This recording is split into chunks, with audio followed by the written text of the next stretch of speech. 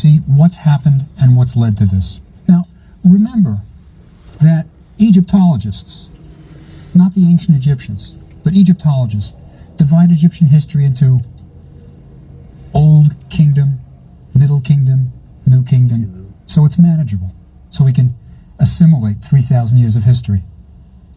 Well, after the Old Kingdom, the era of pyramid building, Snefru the Great, all of that, we had an intermediate period, a collapse, which we call the First Intermediate Period. Then we saw Egypt rise again with the Middle Kingdom.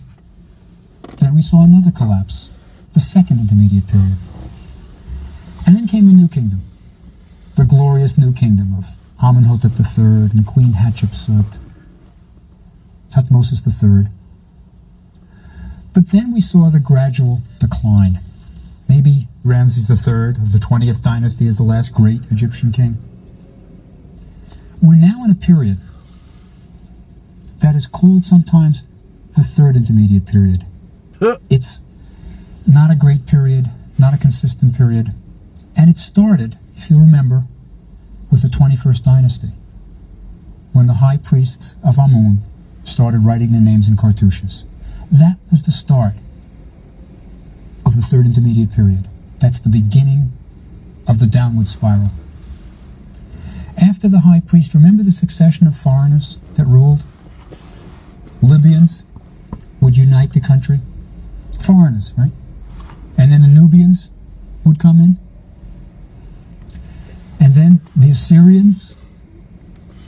And then we saw the Persians. And now finally, at the end of the last lecture, we saw the Persians leave and an Egyptian ruling Egypt. Today we're going to talk about 4 brief dynasties, concluding with the last native ruler of Egypt, Nectanebo II. There's very little to say about these dynasties. We hardly know anything about them. But when we're finished, what I would like to do is kind of look backwards and see what tradition is ending. What is this the end of? But let's start with Dynasty 28. Right? We have one king of this dynasty, Amyteus. One king. He's really probably a prince in Sais, in the Delta. Calls himself king, doesn't even write his name in a cartouche. He really doesn't count. He's the 28th dynasty. That's it. Nothing much. Dynasty 29, they move the capital from Sais to Mendes. It's in the Delta, and there's a god of Mendes. It's a ram-headed god with huge horns, right? But we only have 2 kings of this dynasty, Nephrites and Acharos. 2. There's a little bit of an attempt to build something, perhaps, but again, nothing like the great kings of Egypt. The next dynasty, Dynasty 30, is the one that contains our last Egyptian ruler. It starts with Nectanebo I, right, who declares himself king. He's starting off a new dynasty. And during his reign, Egypt was invaded again. Oh, wow. By a combined force of Greeks and Persians. The Persians are becoming interested in Egypt again. Everybody's always interested in Egypt. No matter how bad the politics are, you still got the grain. You still got that wealth. So they invade Egypt. And I think it's almost by luck that they're expelled. Nectanebo first pushes them back. 2 reasons. One is, I think, that they make a strategical error. They invade during inundation, when the water's all over the place. So I have images of these Greeks and Persians marching through the mud, getting stuck. They're not used to it. The other is, the Greeks don't trust the Persians, and the Persians don't trust the Greeks. So this combined force doesn't really get along. Sort of like, you go first, you go first. So anyway, Nectanebo repulses them. And he builds a couple of temples. It's really, it's fortitude. The Egyptians don't want to die. They've got a tradition. And he builds Egyptian temples. He built one at Philae. Now, it's a little bit of an unusual site. Philae is an island Now that's unusual. Egyptians didn't tend to build on islands. They liked the mainland, right? But Philae is a beautiful, beautiful site. And Nectanebo builds a kiosk, a small temple to the gods on Philae. He is succeeded by Jedhor, his son. But we're going to get a little bit of civil war here. When Jedhor is out of the country, his grandson is declared king, right? What? His own son turns against him and says, my kid is king, right? And Jedhor had to eventually flee the country. And he's succeeded by Nectanebo II, our last native ruler. And there's something to say about Nectanebo II. First, he returns to the old religion. He is trying to reestablish it all. Builds temples. He still has those granaries. He still has things to trade. He's got money. He's trying for a renaissance. Trying. He hired 20,000 Greek mercenaries to fight the Persians. He's going to lose. He loses that battle. But he is doing anything he can to keep an Egyptian on the throne. It's the last gasp. Take all the money. Hire these mercenaries. You may not even be able to trust them, but you're going to lose anyway. So he tries. It's a desperation measure. Hail Mary. We have a few monuments left of him. The one I like the most is a little shrine. It was found in the Delta. It's a black basalt shrine. It's maybe 7 feet high. Inside, a statue of the god could be kept. It was placed in a temple. And it's dedicated to the god Soped. One you haven't heard yet. Soped. A late god. Soped is associated with the dog star Sirius. The right? The astronomical star. And this is important for the Egyptians. It's important because that's how they reckoned their years. You see, New Year's started for the Egyptians when Soped starts rising in a kind of helix. And about the time that it rises on the horizon, the Nile overflowed its banks. Once a year, the same event. That's when New Year's started. For the Egyptians, this event occurred in July, when the Nile overflowed its banks. And this, in a sense, this little shrine to the dog star, Soped, is a monument to continuity, to the Egyptian calendar. And I want to say something about the Egyptian calendar. You see, we get our calendar from the Egyptians. You ever think about why do we keep 365 days of the year, right? That's an Egyptian invention. The Egyptians had 3 seasons. 3 seasons. The first, inundation. It started with the Nile overflowing its banks, depositing the topsoil. That is season number 1, inundation. The second was emergence. Emergence meant the land was emerging from beneath the water. It was the time you could start your farming. And the third season is what's often called summer. Shamu was the name. It just meant when the land was dry. When the land was dry. So they had 3 seasons. Each season had 4 months. So they had 12 months. And that's where we get our division into 12 months. Now each month had 3 weeks of 10 days each. It was a 10-day work week. So, I'm trying to make sense of what he just said. I ain't never heard this before. I'm not even gonna lie. I was always told that we got our calendar from the Catholics, the Greco calendar, and then it was modified because certain parts of the United States saw more sun than other parts, so it was, the time zones was kind of switched up, and they did all kinds of stuff to it. But I definitely can understand where you're coming from, because the Greeks,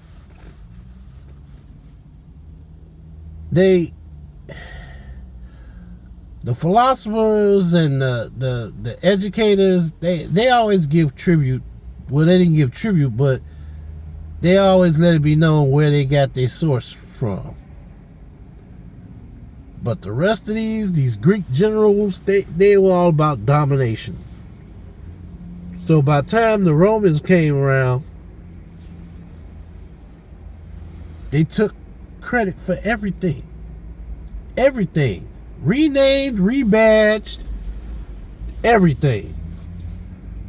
It's only when you start digging for the truth and you like, wait a minute, this is similar to this other thing, but it happened thousands of years before they said they did it. So how could they have been the originators if another culture did it first? Somebody lying about something. Or a 10-day week. Actually, we have some of the workmen's records where one guy on they really got the 10th day off usually. One guy on the 9th day was given the day off to brew the beer so the guys could drink it on the 10th day. Right? So it's sort of fast brew. But they had a 10-day week. Damn. Now, if you do your math, doing it now, it adds up to 360 days. 360. So it's not quite our 365 yet. It will be. Trust me. 360. So what 5 days? There was a problem with a calendar of 360 days. Now think about it. Just think with me. Think through it.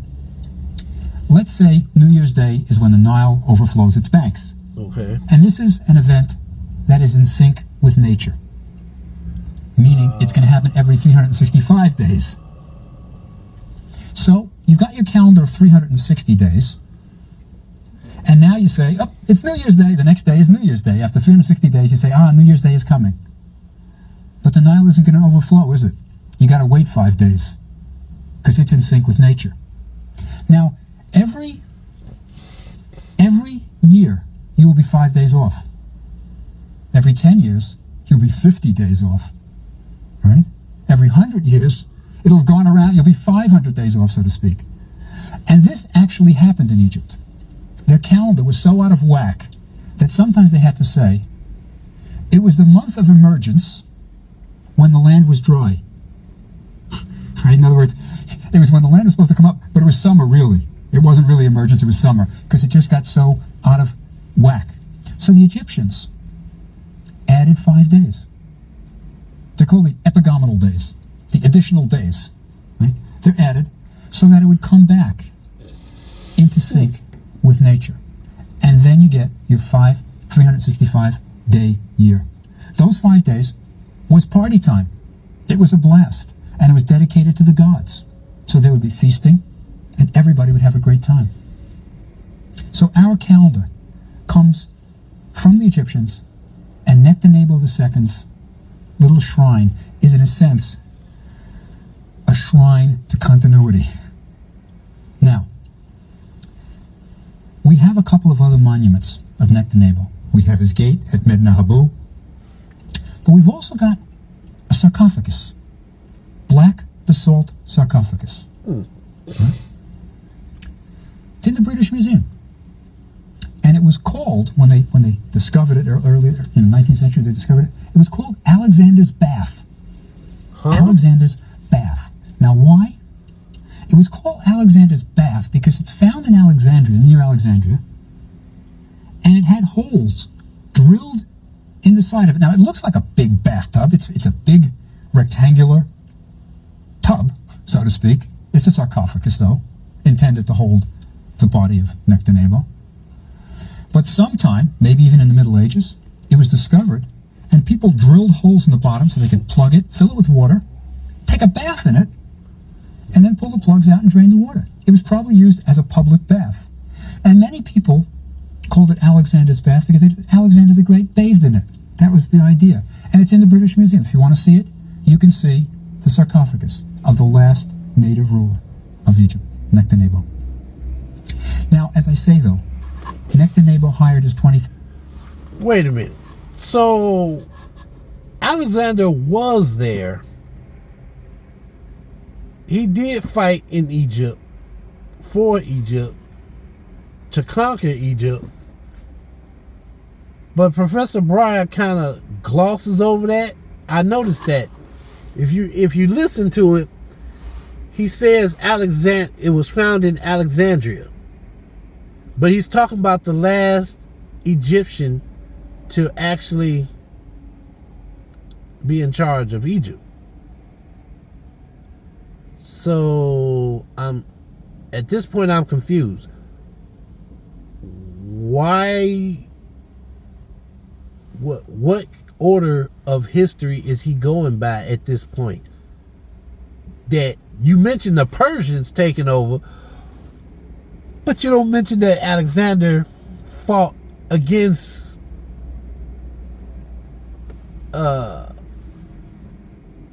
these other warring class people. And of course, the 300 didn't really mention them either. So I'm like, I'm not understanding that.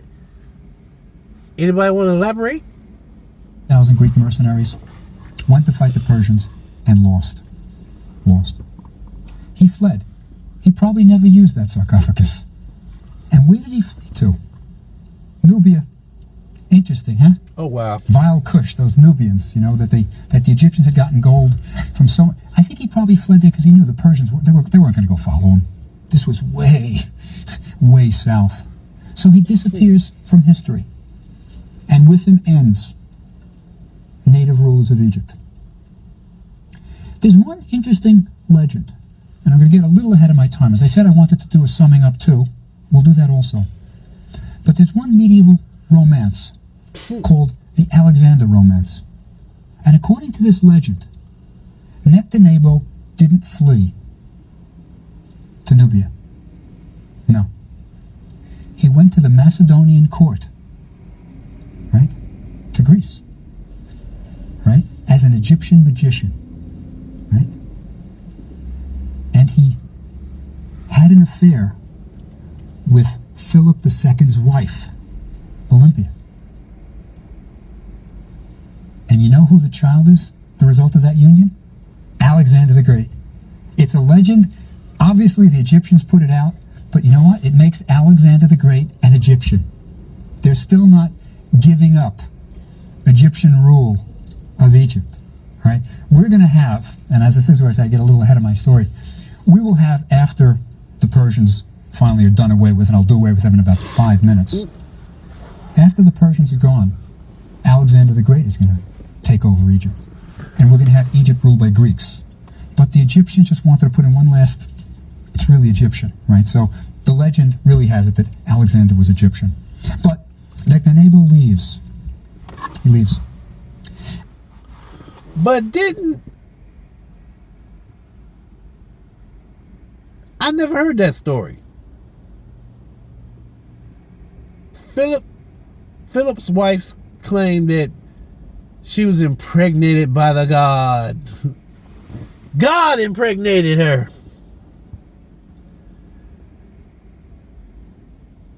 Was she a wannabe? I mean, ISIS, according to the movie, she was all about Dionysus, which actually came from the Egyptian, the true Isis, who got impregnated by Osiris and had Horus.